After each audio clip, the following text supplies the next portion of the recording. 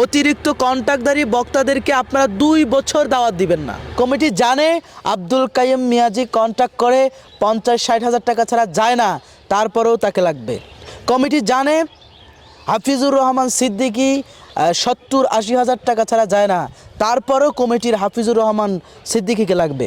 Committee জানে যে আবদুল্লাহ আলামিন সাহেব 70-80 হাজার 60 হাজার টাকার নিচে যায় না, তারপরেও কমিটির আবদুল্লাহ আলামিনকেই লাগবে। কমিটি জানে আমাদের এম হাসিবুর রহমান সাহেব 70 হাজার টাকার নিচে যায় না, তারপরেও কমিটির এম হাসিবুর রহমানকে লাগবে। আমার ভাইয়েরা, এটা হচ্ছে আমার নিজের ভুল, আমি নিজে ভুল করছি। কেন বাংলাদেশে কি ভাইরাল পারসন বক্তা ছাড়া আর কোনো বক্তা নাই? কিন্তু আমার কাছে প্রত্যেক দিন ফোন আসে, প্রত্যেক দিন ফোনে বলে যে হুজুর একজন বক্তা দেন, টপ লেভেলের বক্তা দিতে হবে, 70-80 হাজার যা লাগে দিব, সমস্যা নাই, 70-80 হাজার যা লাগে দিব, সমস্যা নাই, একটা টপ লেভেলের বক্তা আপনাকে দিতে হবে, টপ লেভেল ছাড়া নিবে না, আপনি দ্বিতীয় থাইকেন, মানে শর্ত হচ্ছে বক্তা দিলে আপনি দ্বিতীয় থাইকেন। এই হলো আমাদের আজকে কমিটিদের অবস্থা।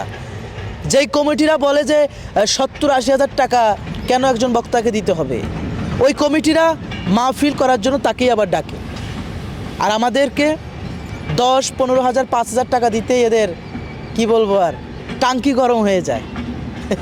টাঙ্কি বুঝেন?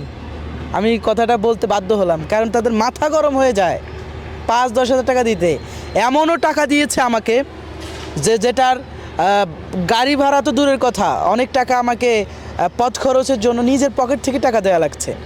এমনও মাহফিলে গিয়েছি কোনো কমিটি হাদিয়া পর্যন্ত দেয়নি। তা আসলে বৈষম্য মুক্ত বাংলাদেশ হয়েছে, কিন্তু বক্তাদেরকে এখনও বৈষম্য করা হচ্ছে। প্রধান বক্তাকে দেয় 40-50 হাজার, আর একই স্টেজে দ্বিতীয় বক্তা আলোচনা করে, সেই দ্বিতীয় বক্তাকে দেওয়া হয় মাত্র 5 হাজার, 3 হাজার, 2 হাজার টাকা। অথচ ওই গ্রামে খোঁজ নিলে দেখা যায় যে প্রধান বক্তাকে 50-60 হাজার টাকা দিয়ে ভাড়া করে আনা হয়েছে, আলোচনা করার জন্য আনা হয়েছে, তার চাইতে দ্বিতীয় বক্তা তার চেয়ে ভালো আলোচনা করেছে। দ্বিতীয় বক্তা অনেক পরিশ্রম করে, যেই দ্বিতীয় বক্তা হোক তার কালেকশন করতে হয়, অনেক বিষয় মেনটেন করতে হয়, কিন্তু সেই ব্যক্তিটাকেই বৈষম্য করা হচ্ছে। তাহলে আমি মনে করি যারা কন্ট্রাক্ট করে আমি তাদের পক্ষে নই, কিন্তু কন্ট্রাক্ট অনেকাংশে জায়েজও হয়ে যায়, কারণ কন্ট্রাক্ট না করলে কমিটিরা আলেমদেরকে সম্মান করে না।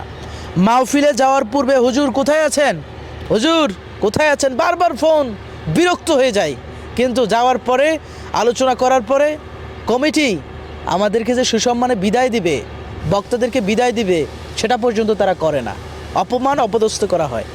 এজন্য আমি বলতে চাই আমাদের দুই দিকেই স্যাক্রিফাইস থাকতে হবে, একদিকে বক্তাদের স্যাক্রিফাইস, একদিকে থাকতে হবে কমিটিদের স্যাক্রিফাইস।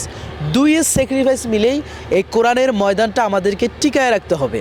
কারণ আল্লামা দেলোয়ার হোসেন সাঈদী রহিমাহুল্লাহ তার এই ময়দানটা আমাদেরকে ধরে রাখার জন্য আমাদেরকে দুই দিকে স্যাক্রিফাইস করে অতিরিক্ত কন্ট্রাক্টধারী বক্তাদেরকে আপনারা 2 বছর দাওয়াত দিবেন না।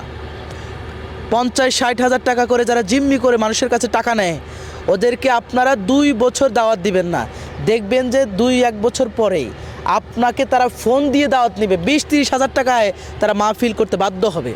কিন্তু আপনারা তো এই 2 বছরেই আপনারা ধৈর্য ধরতে পারছেন না, আপনারা তাদেরকেই লাগবে।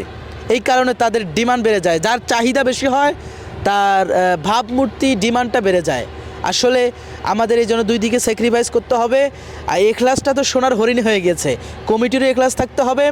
শুধুমাত্র কালেকশনের আশায় মাহফিল করলে হবে না, বক্তাদের শুধুমাত্র টাকার ধান্দায় মাহফিল করলে হবে না।